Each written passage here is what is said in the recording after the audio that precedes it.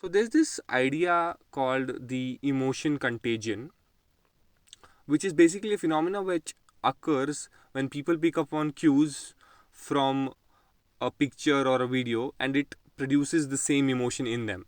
So, for example, a sad picture invokes a sad emotion in you, and a happy picture produces a happy emotion. Yeah.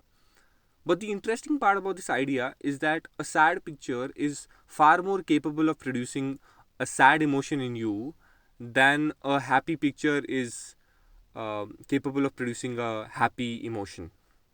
So essentially, sadness is far more uh, contagious emotionally than happiness.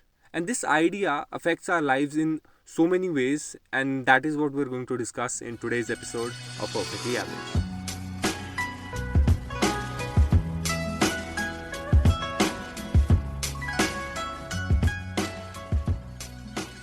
So, sadness sells, but there's a caveat to it. The sadness cannot be too much, because if it is too much, then the logical part of your brain takes over and it disassociates you from the situation or the person in the picture. uh, it's like, for example, if you're seeing a movie about heartbreak, there's a love story and there's a heartbreak, then you find the movie very relatable and you like that movie very much. But if you watch like a documentary about Alexander's reign and him killing hundreds and thousands of people across his march um, in Europe, then you don't find it relatable. You look at it as if it was a play or a fictional thing, even though the misery shown in that documentary is far greater than what is shown in a love story. So this idea of sadness selling and sadness being contagious is analyzed by several entities, and they've profited from it over the years. Nowadays, you can see the most obvious example of this idea is in marketing and advertisements. There have actually been studies, scientific studies, that show that the carryover effect of emotions, including sadness, disgust, anticipation, is shown to drive the brand value. For example, an ad that shows sadness will more often than not convince you to buy that product.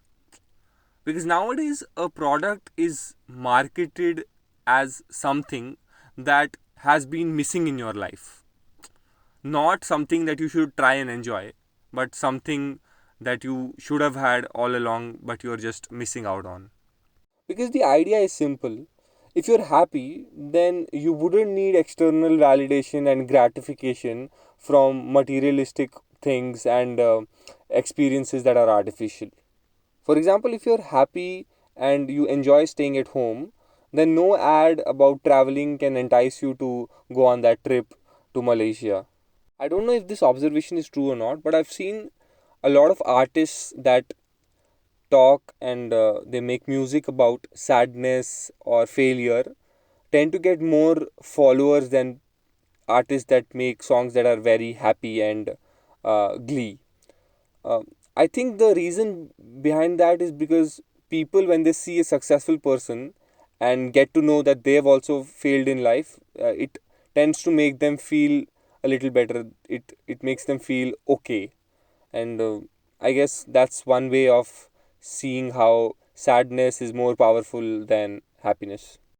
Nowadays, if you notice that most of the social media apps have some sort of shopping avenue or a shopping feature, and I feel like it's very natural of these companies to include such a feature because uh, social media makes you feel sad, right? It makes you feel like you're missing out on things, and the fastest way to feel like you're in control of things, that you can dictate stuff, is by shopping, right? Buying stuff and telling yourself, no, but I have this now, and this will make my life better. And I think eventually social media apps and shopping apps will become indistinguishable. Now, shopping apps have sharing features, and social media apps have shopping features. So yeah, it's basically just a loop from which these big companies are making a huge profit. Misery is not miserly. I think this quote sums up this idea beautifully, that when you are the most miserable, you spend the most money. And so sadness sells more than happiness does. Thank you for listening. See you in the next one.